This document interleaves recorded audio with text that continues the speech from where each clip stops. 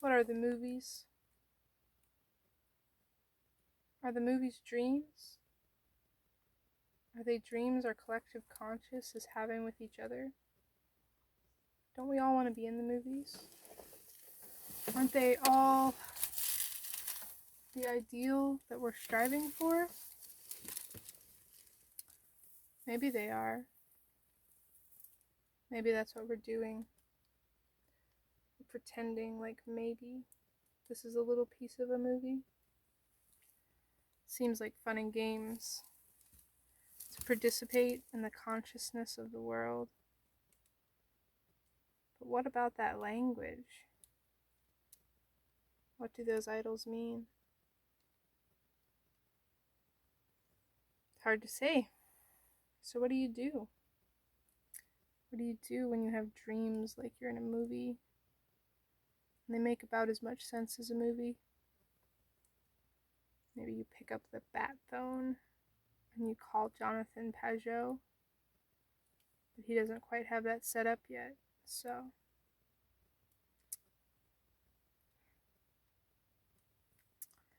I am SallyJoMCooper, and this fine gentleman is Herb.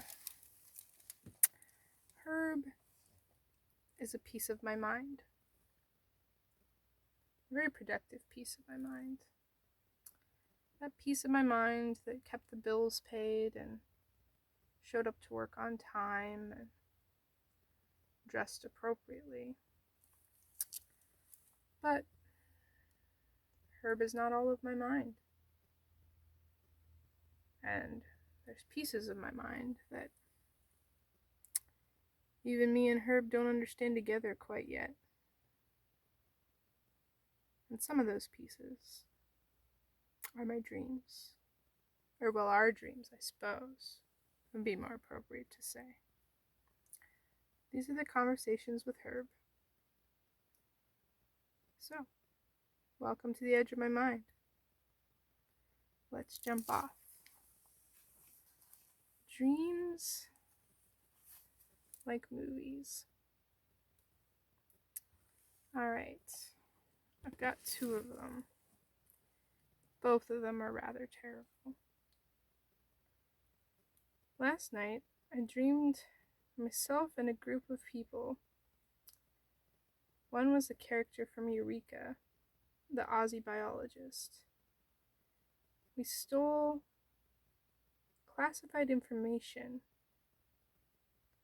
from a skiff. We were on the run.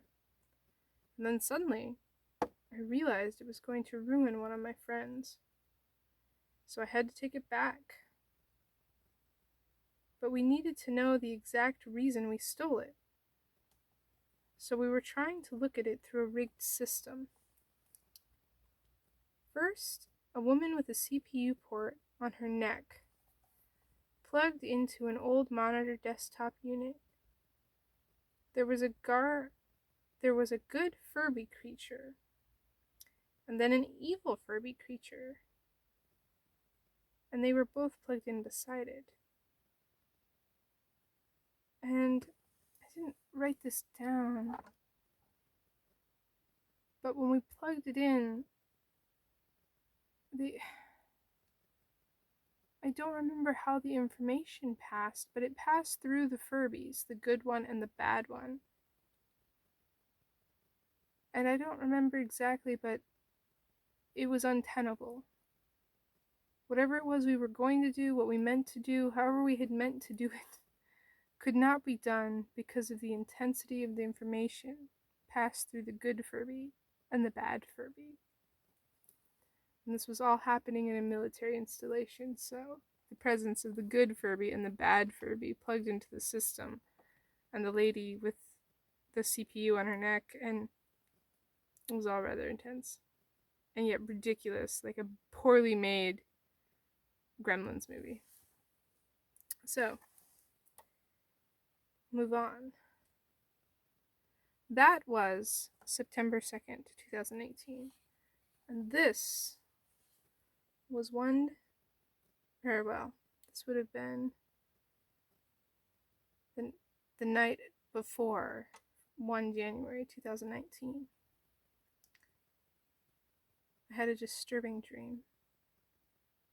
I dreamed a civilian population was under attack from a police or military type force. All sides were Americans speaking English. The first portion, the main character, was a man trying to hide. I'm not sure if I was him or if I was watching him. People were hiding in a large office building. The man was hiding in a crate on the floor in the back. But he was found and dragged out of the room, and then the scene changed. On bright, sunny streets of an urban center, 2 police in black uniforms approach a small truck. 3 children get out, then a pregnant mother with a toddler in her arms, and the truck had recklessly crashed into a plastic sand roadblock. The mother pleaded with the cops. She said, "They shot at me 47 times. The cops showed no empathy. One says, "That means you were defying the army." At one point, I could see the mother had large red patches all over her stomach and breast. It didn't look like bruises. It looked like peeled pieces of her skin, or brutal bruising. One of the cops laughed at her and said, or implied, "What would happen if we just punched until the child fell out?" From my vantage in the crowd, it was too much for me to see the horror of their lack of empathy and the horror of the crowd not even trying to intervene, and I turned away. But something I'm not certain of happened after. Murder versus killing, I'm not sure.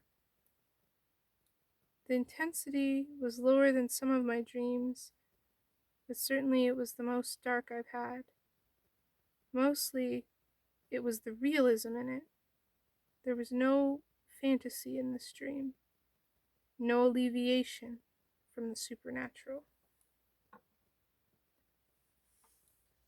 I think it's always interesting to look at the date of a dream and correspond it with the month and think of the following months and try to make something of it, but I rarely do.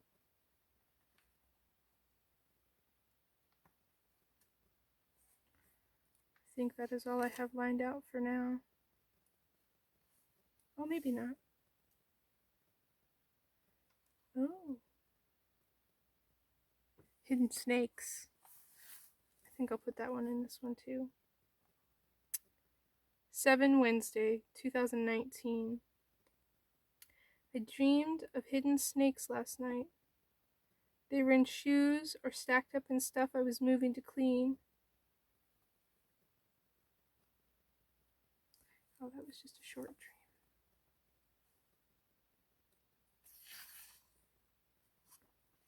I went through and I was quickly highlighting everywhere that I had written I dreamed in this book to try and get it figured out.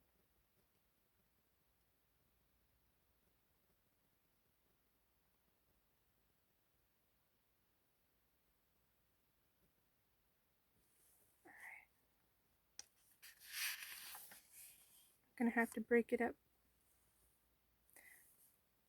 Thank you for watching. I'll be doing another one soon.